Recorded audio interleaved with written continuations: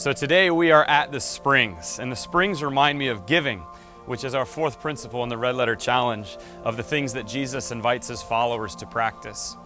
You know, Jesus actually talks more about money and giving than any of the other principles, and so it's an extremely important topic that we have to discuss. But when we talk about money, especially as Christians, there's real hesitation when it comes to money. And there's many reasons why, but I think there's two main reasons. And the first reason is that some of us have given our hard-earned dollars and seen those dollars misused or abused. I was watching a show on an airplane flying back once and just stumbled upon this show about the lavish lifestyle of these mega church preachers. So think luxury in the Lord, think Bentleys and Bibles. And for whatever reason, it just did not sit well with me. There was something inside of me that says, this isn't right. And if I knew my money was going to something like this, or a person like this, or an organization or ministry like this, I don't know that I would want to give either. But the second main reason that I think we struggle with money and giving and even talking about it is because money's an idol for us. It's probably the biggest idol we have in our lives. And it's tough to talk about something that's so personal, that's such a part of our life. But the more I read through the words of Jesus, if you read all of his words and you see the frequency of which he talks about this, man, I am convinced it is impossible to be a stingy Christian. And there's a lot of areas where Christians like to take real firm black and white stances on areas that I think are gray. Giving is one of those areas I think a lot of people think is gray, that actually, if you look at the words of Jesus, is kind of a black and white issue. It is impossible to be a stingy Christian. And to live the life that Jesus is calling us to live, we are a generous people. And so I want to move you to generosity. So earlier I mentioned that the springs remind me of giving. And we're at Wekiva Springs today in Florida, and what I love about the springs is how crystal clear the water is when the sun is shining. It's beautiful, the springs are refreshing, and it's just amazing. And that's because the water is constantly moving. That's what makes it so clear and beautiful. In Florida, we also have a lot of swamps, and swamps are the opposite of springs. Swamps are bacteria infested, they're nasty, they smell bad, and that's because the water is stagnant. It's not moving at all. And when it comes to a life of giving, what Jesus invites us to is a life of giving that far more depicts a spring than it does a swamp. But I think our culture naturally, we're inclined to live lives that are more resemble a swamp, that we become tight-fisted, and the more money that we have, the more accumulation that we have, we actually become greedier. We don't become any more generous. In fact, statistics tell you that the more money a person makes, the less percentage they give away. And that's extremely sad. What Jesus invites us to is a life of generosity, a life where we can actually give away money.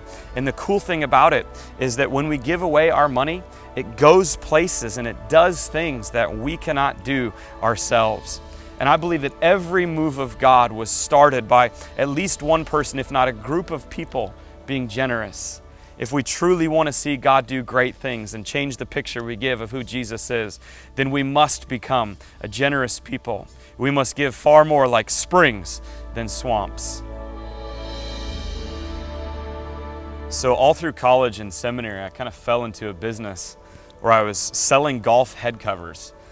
And it actually became a pretty profitable business for my wife and I, and so much so that we were selling 300 head covers a week, which was nuts.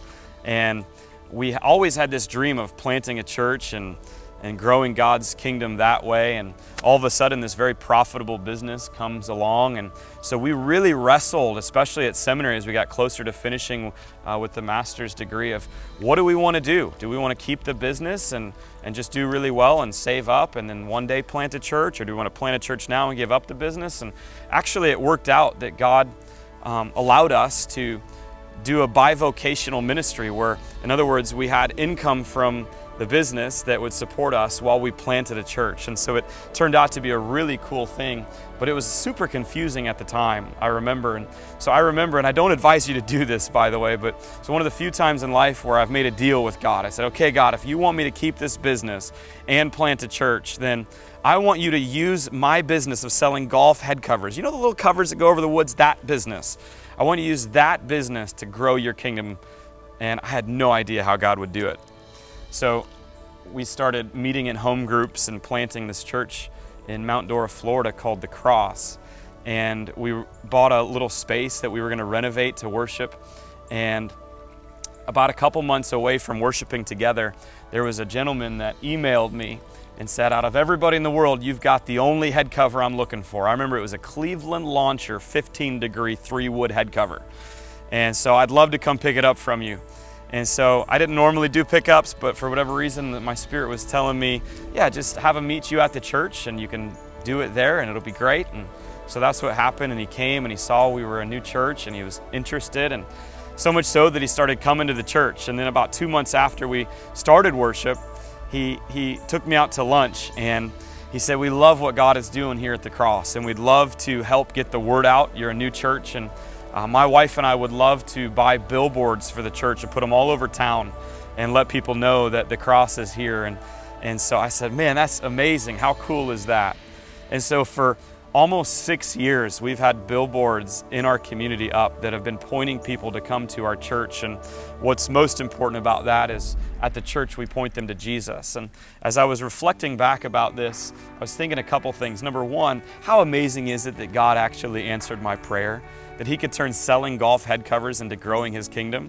But number two, and I remember talking with him a while ago, I said, how amazing is it that you have brought so many people into this church through your billboards? And we know that because we get Connect cards every single week, and at least one every week has a little click mark by how'd you hear about us? It's billboards. And so I said to him, your money is going places and doing things that you never thought possible, and you won't even know this side of heaven how much you've impacted God's kingdom.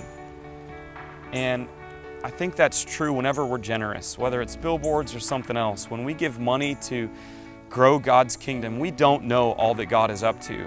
But I believe He does powerful things, and He uses your dollars and your generosity, your faith-filled gifts, to truly bless and grow His kingdom.